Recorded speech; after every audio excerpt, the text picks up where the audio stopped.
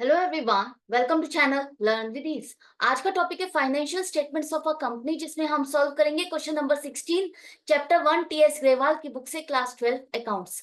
Online sessions, online classes के लिए आप मुझे इस नंबर पर व्हाट्सएप कर सकते हो अपना नाम और क्लास। अगर आप टीएस ग्रेवाल के साथ साथ डीके गोयल बुक को भी फॉलो कर रहे हो तो इसी चैनल की प्लेलिस्ट को क्लिक करो, आपको न्यू एडिशन के सॉल्यूशंस अपलोडेड मिलेंगे। साथ में ही कम्युनिटी सेक्शन में एमसीक्यूज मिलेंगे क्विज की फॉर्मेट में और एमसीक्यूज के सॉल्यूशन शॉर्ट्स में। तो बहुत कुछ है चैनल पर, विजिट द चैनल। अच्छा लगे तो शेयर और सब्सक्राइब जरूर करना। क्वेश्चन में पूछा है कि इन अकाउंट हेड्स को आप कंपनी की बैलेंस शीट बनाते हुए कहां पर शो करोगे, कौन से मेजर हेड और सब हेड में इसको कवर किया जाएगा। तो सबसे पहला है बैंक ओवरड्राफ्ट। बैंक ओवरड्राफ्ट क्या है? ये आपने एक तरह से बैंक से लोन लिया है, आपके बैंक में बैलेंस नहीं है लेकिन आप वहां से पैसा विड्रॉ कर रहे हो, तो ये लोन आपको पे करना है, लाइबिलिटी है। लाइबिलिटी कैसी लाइबिलिटी होगी? करंट लाइबिलिटी होगी, शॉर्ट टर्म लाइबिलिटी। तो आपका मेजर हेड हो गया करंट लाइबिलिटीज। शॉर्ट टर्म है तो शॉर्ट टर्म बोरोइंग्स, लोन है, बोरोइंग्स में ही कवर किया जाएगा।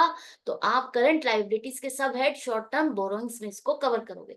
शॉर्ट टर्म बोरोइंग्स में आपका जरूरी नहीं है बैंक ओवरड्राफ्ट ही हो, इसमें आपने शॉर्ट टर्म में किसी और से भी लोन लिया हो वो भी कवर होगा। तो इसकी डिटेल आप कहाँ दोगे? नोट्स टू अकाउंट में कि शॉर्ट टर्म बोरोइंग्स में आपने क्या कवर किया। सीधा सीधा यहाँ पर आप बैंक ओवरड्राफ्ट नहीं लिखते, यहाँ पर इसको शॉर्ट टर्म बोरोइंग्स में आप कवर करोगे, उस वो अमाउंट यहाँ पर लिखोगे, लेकिन इसकी डिटेल आप नोट्स टू अकाउंट में दोगे कि इसमें आपने कवर किस किस को किया। सब्सिडी रिजर्व, जैसा कि नाम से ही पता चल रहा है रिजर्व है, तो ये कैसा रिजर्व है? आपने किस, आपका कोई इस तरह का बिजनेस है जहां पर आपको कस्टमर्स को सब्सिडी देनी पड़ती है। सब्सिडी मतलब लो प्राइस पर कोई भी चीज ऑफर करते हो तो वो सब्सिडी देनी पड़ेगी, उसका आपने एक रिजर्व बनाया है। और उस रिजर्व को हम कहाँ शो करेंगे? Share holders fund, major head में आपका सब हेड आएगा रिजर्व एंड सरप्लस, उसमें आप इसको कवर करोगे। तो सीधा सीधा यहाँ पर सब्सिडी रिजर्व नहीं लिखोगे, रिजर्व एंड सरप्लस में आपने इसको कवर किया, जिसकी डिटेल आप नोट्स टू अकाउंट में इस तरह से देते हो कि आपने रिजर्व एंड सरप्लस में कौन कौन से रिजर्व कवर किए। सिर्फ सब्सिडी रिजर्व है या और भी रिजर्व है, और यहां से टोटल उठा करके रिजर्व एंड सरप्लस में दिखाया जाता है। उसके बाद अगर किसी को चेक करना है तो वो नोट्स टू अकाउंट का नंबर यहां से लेकर के आप यहाँ पर लिखते हो, कौन से नंबर पर नोट्स टू अकाउंट में इसकी डिटेल आपको चेक कर सकते हो, वो आप नंबर यहाँ लिखते हो। तो रिजर्व एंड सरप्लस में क्या कवर किया नोट्स टू अकाउंट में चेक कर सकते हो, और नोट्स टू अकाउंट में आपने सब्सिडी रिजर्व को कवर किया है, ये आप यहाँ पर शो करोगे। तो मेजर हेड हो गया आपका शेयर होल्डर्स फंड और सब हेड हो गया reserve and surplus. I hope समझ में आ गया। नेक्स्ट है कैपिटल रिडेम्पशन रिजर्व। अब ये क्या है? जब कंपनी अपने ही शेयर्स बाय बैक करती है, मतलब जो शेयर होल्डर्स को आपने शेयर्स ऑफर किए थे और उन्होंने आपकी कंपनी में इन्वेस्ट किया था, शेयर्स परचेज किए थे, अब आप उनको उनका पैसा रिटर्न करके अपने शेयर्स वापस लेते हो, तो एक तरह से पैसे की रीपेमेंट कर रहे हो।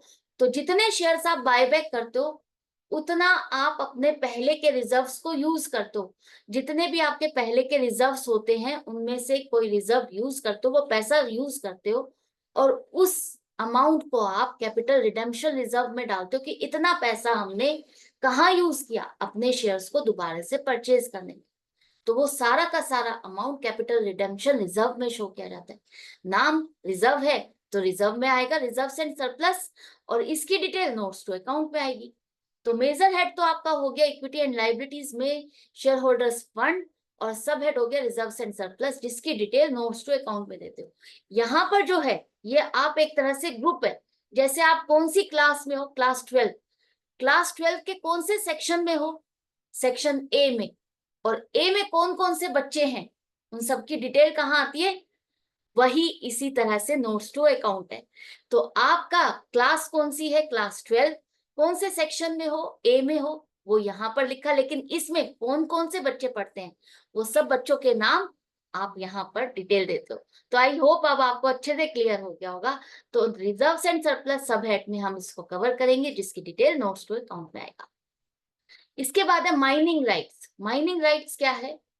एक तरह से जैसे आपने सुना होगा कॉपीराइट्स, पेटेंट्स, तो ये उसी तरह से माइनिंग राइट है। माइनिंग का मतलब जो माइन है, जैसे कोल माइंस होती हैं, उसी तरह से जो जहां पर माइनिंग की जाती है वहां पर किसी पर्टिकुलर क्या ओनरशिप होना, कि वही वहां से माइनिंग कर सकता है, वहां से वही कोयला निकाल सकता है, कोल को निकाल सकता है खोद के। तो माइनिंग राइट एक तरह से कॉपीराइट हो गया कि उसी का राइट है उस पर, तो वो आपका ये एक ओनरशिप है, एसेट है। तो कैसी एसेट है? शॉर्ट टर्म एसेट नहीं है, लॉन्ग टर्म एसेट्स में आएगा।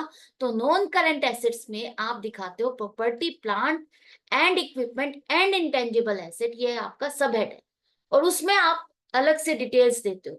प्रॉपर्टी प्लांट एंड इक्विपमेंट में तो वो आपके सारी फिक्स्ड एसेट्स कवर होती हैं, जैसे building, land, furniture, fixtures, office equipment, वो सारा आपका इसमें आता है। लेकिन जो आप ऐसे टच नहीं कर सकते, फील कर सकते हो, सिर्फ देख नहीं सकते, तो वो इंटेंजिबल एसेट्स हैं, जैसे कि गुडविल है, तो वो आपका इंटेंजिबल एसेट में कवर होगा।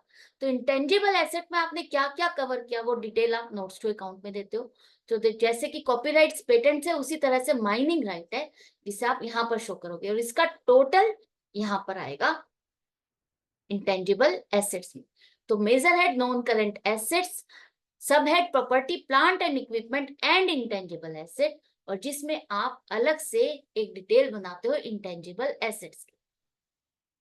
करेक्ट। इसके बाद नेक्स्ट आएगा आपका पेटेंट्स। पेटेंट्स भी आपका क्या है? इंटेंजिबल एसेट है जिसे आप टच नहीं कर सकते। कोई आपने डिजाइन बनाया और उस डिजाइन पर अब आपका ही कॉपीराइट है, वो कोई और उसको यूज नहीं कर सकता, तो वो पेटेंट आपका हो गया। तो ये एक तरह से आपका राइट है, एक ओनरशिप है उस डिजाइन पर, आपने उसको खरीद लिया। तो ये आपका क्या है? Intangible asset. Non current asset long term asset है जिसे हम इंटेंजिबल एसेट्स में शो करेंगे इस तरह से। डिटेल नोट्स टू अकाउंट में आएगा। Debit balance in the statement of profit and loss account, ये क्या है? Debit balance profit and loss account.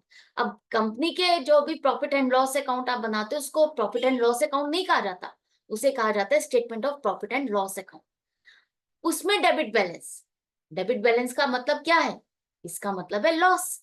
अगर क्रेडिट बैलेंस होता तो प्रॉफिट होता, प्रॉफिट एंड लॉस अकाउंट का डेबिट बैलेंस हमारा लॉस होता है। तो इसे हम कहाँ शो करेंगे? उसे हम शो करेंगे रिजर्व्स एंड सरप्लस में। सरप्लस का मतलब प्रॉफिट या लॉस के balances, profit and loss account के बैलेंसेस अभी तक के। तो ये आपका चाहे नेगेटिव हो चाहे पॉजिटिव हो, प्रॉफिट हो या लॉस हो, दोनों ही आप यहाँ पर दिखाओगे रिजर्व्स एंड सरप्लस में, इस डिटेल में। क्लियर है? तो यहां पर इसको कवर करोगे। इसके बाद है डिबेंचर रिडेम्पशन रिजर्व। ये क्या है? जो आपने लोन लिया, एक तरह से पब्लिक को डिबेंचर्स इशू किए और उनसे जो पैसा इकट्ठा किया, वो एक तरह से लोन है जिसको आपको रिपे भी करना है और उस पर इंटरेस्ट भी देना है। उसको रीपे करने का एक आप रिजर्व बनाते हो कि इतना पैसा आपको रिटर्न करना होगा। रिडीम रिडीम करने का मतलब है रीपे करना, लोन की रिपेमेंट करना। तो उसके लिए आपने पहले से ही एक रिजर्व बनाया, और रिजर्व बनाया तो कहाँ आएगा? रिजर्व्स एंड सरप्लस में। तो share holders fund, major head reserves and surplus, sub head, और जिसकी डिटेल आप यहाँ पर देते हो तो डिबेंचर्स रिडेम्पशन रिजर्व आ गया। क्लियर है ये भी? इसके बाद है provision for taxation. Provision for taxation क्या है आपका? एक तरह से लाइबिलिटी है, टैक्स टैक्स डिपॉजिट करना। तो ये आपकी लाइबिलिटी है। तो इस लाइबिलिटी, कैसी लाइबिलिटी होगी? शॉर्ट टर्म लाइबिलिटी है, करंट लाइबिलिटी में आएगा। और इसको प्रोविजन कर रहे हो कि आपने, आपको इतना टैक्स भरना है, इतना प्रोविजन किया है, अभी एक्चुअल नहीं है, आपने इसको प्रोविजन किया कि इतना टैक्स भरना होगा, तो वो आपका शॉर्ट टर्म प्रोविजंस में आएगा। तो करंट लाइबिलिटीज आपका मेजर हेड हो गया और शॉर्ट टर्म प्रोविजन सब हेड हो गया। अब आपने इसमें कौन कौन से प्रोविजंस कवर किए? शॉर्ट टर्म में सिर्फ प्रोविजन फॉर टैक्सेशन नहीं है, और भी आपके प्रोविजंस हो सकते हैं, वो सभी के सभी आपके इसी में कवर होंगे। तो शॉर्ट टर्म प्रोविजन की डिटेल नोट्स टू अकाउंट में दोगे और उसका टोटल यहाँ पर आएगा। तो ये सभी हेड्स आई होप आपको अच्छे से समझ में आ गए हैं, कहाँ और कैसे कवर करोगे, किस तरह से शो करोगे। तो इसी तरह से प्रैक्टिस जारी रखो, मेरे साथ कनेक्टेड रहो। मिलते हैं नेक्स्ट वीडियो में नेक्स्ट क्वेश्चन के साथ। Good bye and